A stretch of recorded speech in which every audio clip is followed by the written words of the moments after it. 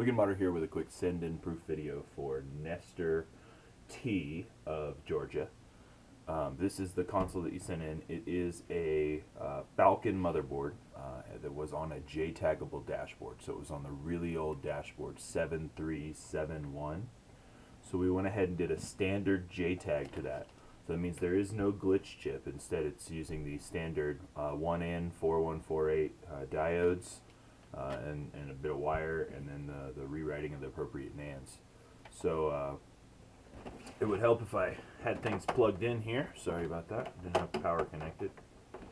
The one thing that I did notice about this console while I was J-tagging it is that for whatever reason it doesn't seem like the HDMI video output is either working or compatible with my capture card and setup.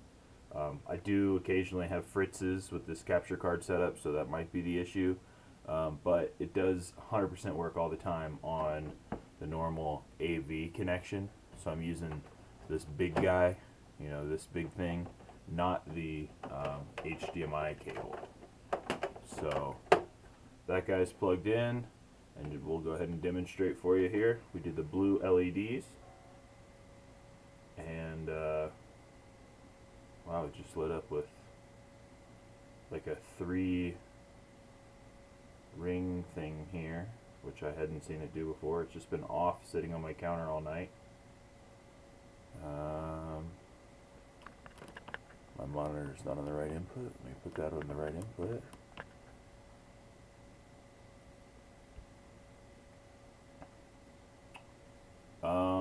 Okay, so according to this, it's booted, but has a really weird thing going on the ring of light there. Let's power it off and turn that thing back on and see what happens.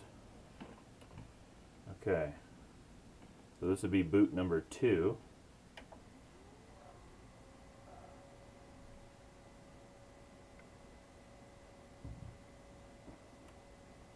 Okay, that seems like a normal boot. So you get the animation, and then there you are up on screen there. So as you can see right now, the console is booting up into kind of the stock interface. What I'm going to do real quickly here is actually plug in my USB and use this opportunity real quick to go ahead and install the software that we would normally do. So I know this isn't an ideal from a capture standpoint. I would much rather be able to just use the HDMI and stuff, but as I said, for whatever reason this console wasn't cooperating with that. So I keep the avatar update on that USB stick. So the first thing it's doing is applying that avatar update, which is pretty normal. Let's see if I can get the angle on this video to be a little better.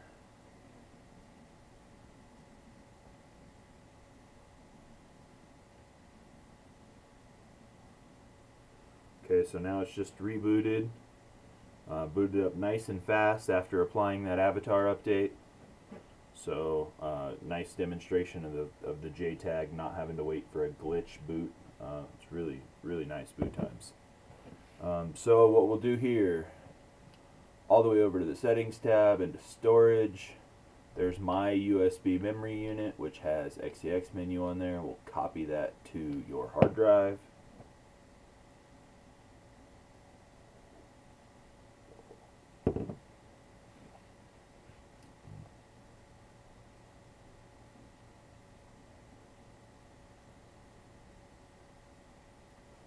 Now that that's copied to the hard drive, we'll go ahead and hit B all the way back out to the stock dash. When I go into the games, I expect to see 2 instances XEX menu, one on your hard drive, one on my USB.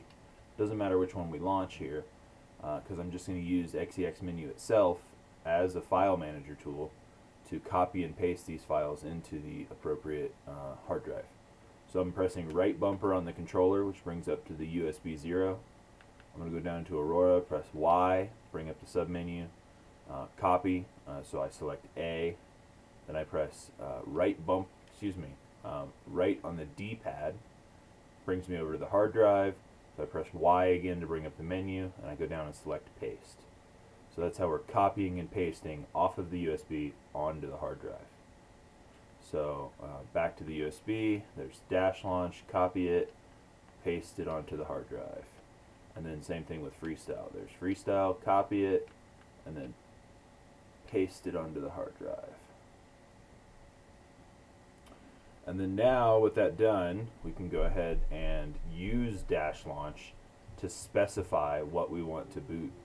So if we go into dash launch and launch it, launch the dash launch. Say launch one more time, right? So we go to, we want it to go to, by default, your hard drive, and then probably just make freestyle. And you can change that, of course, and then write that launch.ini to the hard drive. So now, when we press B to exit, by default, it will do the default action, which is launch freestyle dashboard. And so one more time here, what I can do for you is demonstrate. So it's just launched freestyle. So I'm going to go ahead and power the console off. I'm going to remove my USB entirely. So the only thing in there is your hard drive, and we'll power it up one more time. I don't know what that very first boot with the 3-ring thing was about. It was kind of odd. It was the first time I tried to boot the console today. So there's a nice standard boot, and then there you can see it going through the normal logo boot up process. And then lastly here, you'll see that it will automatically boot freestyle, because that's what we said is the default action in dash launch. But XEX menu, Aurora Dash, and dash launch itself are all also loaded on the hard drive. So be sure to check out the additional links that came in your email with the link to this proof video and your tracking number. There's a whole series of tutorials by XX Modded Warfare that I really highly recommend. There's also one little short video by me that shows how to navigate between the various dash launch, XEX menu tools, that sort of stuff, to get you a real basic understanding to start out. But otherwise, we'll get this thing packed up. Mail has not run today, so it will actually leave out today, headed your way. Maybe get lucky and have it like Friday, Saturday. Maybe Monday is kind of realistic. But thanks for your business.